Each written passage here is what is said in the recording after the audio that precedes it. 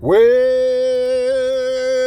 welcome back, my friends, all to another rousing rendition of Choir Boys Outdoors. Boy, if you thought the buckaroos were mad, buckle up, because all the Survive haters are about to lose their mind. Listen, we are in the middle of a week-long American-made hunting, camp knife, etc.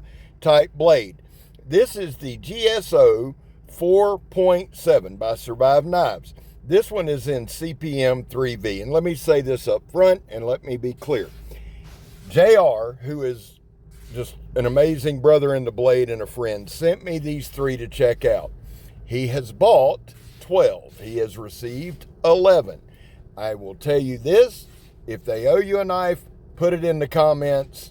That's all I'm going to say about that. I don't get wrapped up in politics, religion, or her, and I damn sure ain't going to waste time on politics in the knife world, especially when I'm not the QVC. I don't care if you buy it or don't, and I'm not here to try to convince you anything. Old Scab looking lean there, feeling good, feeling proper, you know the deal. Let's jump right into this knife. Now, here's the deal. Whether you like the company or not, they make a damn good knife. It's just a fact. We're going to do the same thing we've been doing. Now, we'll get back to kind of our crazy, wild stuff next week. But right now, we're running the same set of tests on about 6 different knives or demonstrations. They're not really scientific. The thing is this, guys. I wanted to do this to give everybody a good comparison look. Now, yes, they're different sizes, different steels, different heat treats, all of the above, right? But let's just see how they handle everything. I tried to cut enough different mediums that you'd get an idea, not really of just the sharpness, but how well the edge holds up, how many different grips you got to take, etc. I realize, I'll be the first to tell you, that I know that nobody or very few cut the same kind of mediums that I cut. But I'll also tell you this. I try to cut a number of different mediums so that even if you don't do any industrial cutting and just say you process meat or you just do bushcraft or whatever you do, hopefully this will give you a good enough look at what we're doing and you can just plug and play in what you do, if that makes sense. I like to do some stabbing, but here's the deal. It's not about my strength or power. That's why we do 6 to 8 inch punches. Also, it gives me a good idea of the grip. This knife has a great grip on it. I believe it's G10. It has a hidden lanyard hole. And when you do that hidden lanyard hole, on the bottom of the knife, they were able to run a little jimping across that middle section. So the knife is easy to control. I can get a great grip on it. There was no slippage, anything like that. Feels good in hand, right? Let me give you the specs of this knife. I believe the overall length is about 10 1/8. Now, I'm going to pull these as we talk. If you're new here, we just kind of do a fireside chat. I will tell you, it is important to watch the knife work. Even if you turn the volume down, I totally get that. I'm okay with that. All right, guys, the total length, the overall length is 10 1/16 inches long. My goal with doing this is so you can actually see the knife work. I think that's important rather than me going out cutting and then coming back and reporting on it. You can actually see it. The blade length on this bad boy is right at 5 inches long. The cutting edge looks to be 4 3/4. It is 3/16 inches thick. The G10, the handle scales themselves are right at 5 inches, well, about 5 1/8 inch long. The inner grip where the knuckles go, and this one's very important to me, is right at, let's see here, 4 7/16. Dude, any hand in this world can grip this knife. Now, the handle thickness varies, right? So that means it contours. The thickest part of the handle at the palm swells around 3/4, while the thinnest portion is right at 5/8. So there is enough of a variation so that you can get a really good grip. It is a full tang, really well done. The thing is this, I've done probably 10 Survive knives now, all sent to me by JR. All have come in, if I was going to rate their sharpness, one being just dull as a stick, 10 being ultra laser. I would say every single one of them's right there at a 9. They are consistently sharp. Now, most of what I've reviewed from them has been MagnaCut, and I enjoy what they've done with it. This one is in CPM 3V.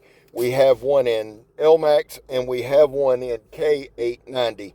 Spoiler alert, that K890 is like a damn laser beam. It's about a 12 on a scale out of 1 to 10. If you'll notice, guys, we try to cut progressively more and more difficult mediums as we go. Now, this 4-inch ratchet strap, I love, love, love using it for a demonstration, because a 2-inch ratchet strap, it does what it needs to do. It really does. It shows a good level of sharpness. But with this 4, you almost have to change your grip a little bit throughout the cut. Doubles the size, and it's a longer cut. I enjoy doing that. And then we do something like this, where we test the tip of the knife, the sharpness of the tip, as if you were skinning or caping or whatever. And then we pretend like the ratchet strap would be some sort of hide.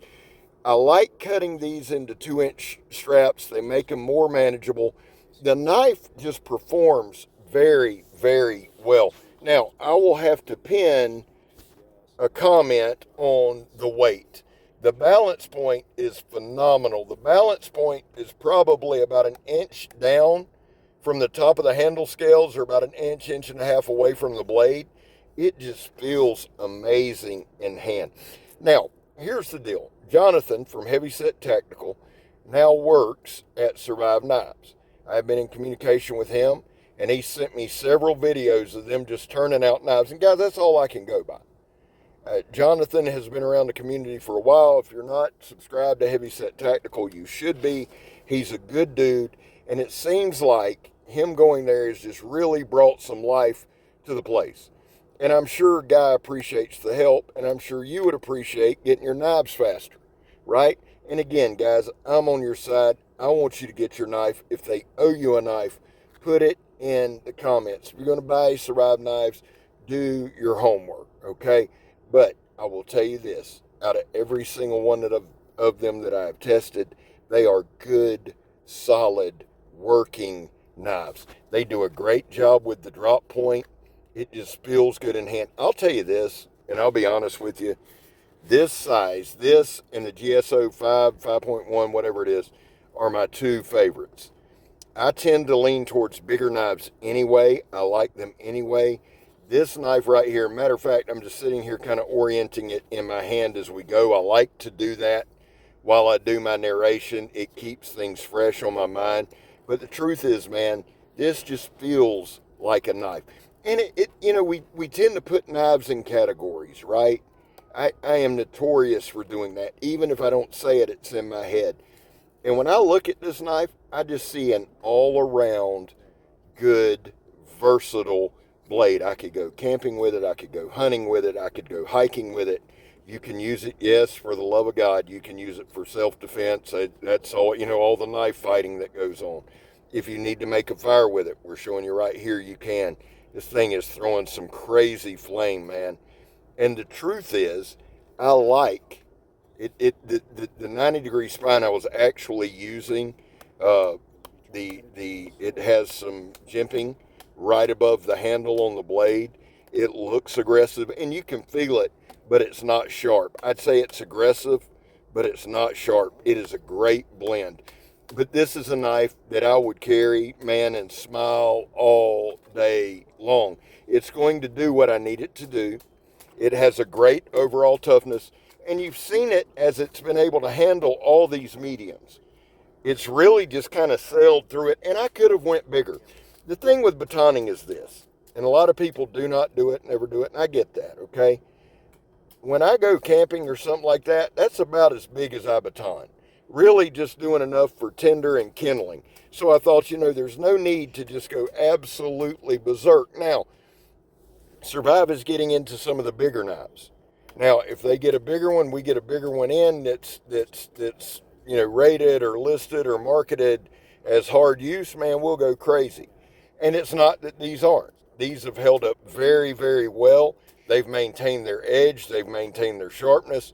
And I've enjoyed using them. And more than that, man, again, big shout out to Heavyset Tactical. If you're not following him, follow him.